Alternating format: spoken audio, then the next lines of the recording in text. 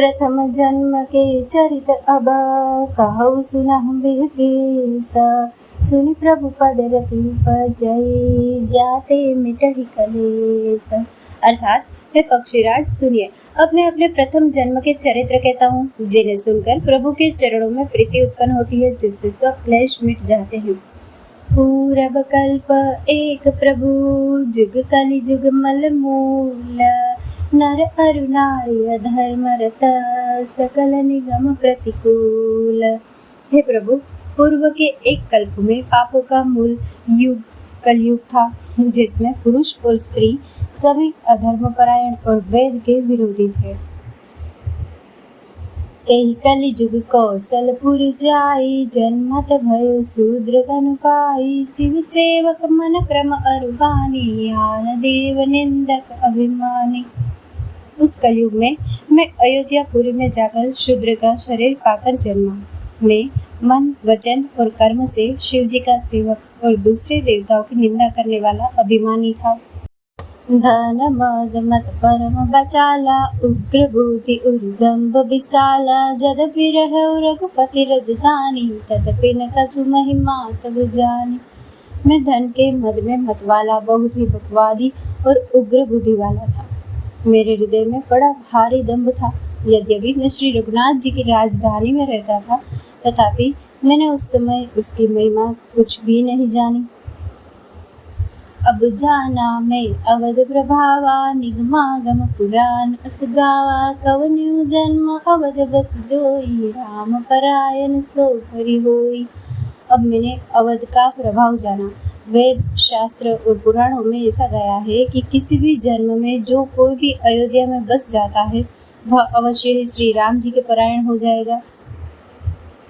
अवध प्रभाव जान तब प्राणी जब उर बसहि राम धनु पानी। सो कलि काल कठिन उर्गारी पाप परायण सब नर नारी। अवध का प्रभाव जीव तभी जानता है जब हाथ में धनुष धारण करने वाले श्री राम जी उसके हृदय में निवास करते हैं। हे गरुड़ जी, वह कलिकाल बड़ा कठिन था। इसमें सभी नर नारी पापों में लिप्त थे। कलिमल ग्रसे धर्म सब लुप्त भय सदग्रंथ। दम्भिन निज मति कल्प करी प्रगट किए बहुपंथ। कलयुग के पापों ने सब धर्मों को ग्रस लिया, सब ग्रंथ लुप्त हो गए। दम्भियों ने अपनी बुद्धि से कल्पना कर करके बहुत से पंथ प्रकट कर दिए। भई लोग सब मोह बस लोभ ग्रसे शुभ कर्म। सुन हरि जान ज्ञान निधि कहूँ कछुक कलि धर्म। सभी लोग मोह के वश हो गए, शुभ कर्मों को लोभ ने हड़प लिया। हे ज्ञान के भंडार, हे श्री हरि के वाहन, सुनिए, अब मैं कलि के कुछ धर्म कहता हूँ। वर्ण धर्म नहीं आश्रम चारे श्रुति विरोध रत सब नर नारे। द्विज श्रुति वैचक भूप प्रजासन कौ नहीं मान निगमन शासन। कलयुग में न वर्ण धर्म रहता है, न चारों आश्रम रहते हैं। सब पुरुष स्त्री वेद के विरोध में लगे रहते हैं। ब्राह्मण वेदों के बेचने वाले और राजा प्रजा को खा डालने वाले होते हैं। वेद की आज्ञा कोई नहीं मानता। मार्ग सोई जकहु जोई भावा पंडित सोई जो काल बुझावा। मिथ्यारंभ दंभ रत जोई ताकहु संत कहई सब कोई। जिसको जो अच्छा लग जाए वही मार्ग है, जो डिंग मारता है वही पंडित है, जो मिथ्या आरंभ करता है यानी कि आडंबर रचता है और जो दंभ में रत है उसी को सब कोई संत कहते हैं। सोई सयान जो परदन हारी जो कर दंभ सुबड़ आचारी।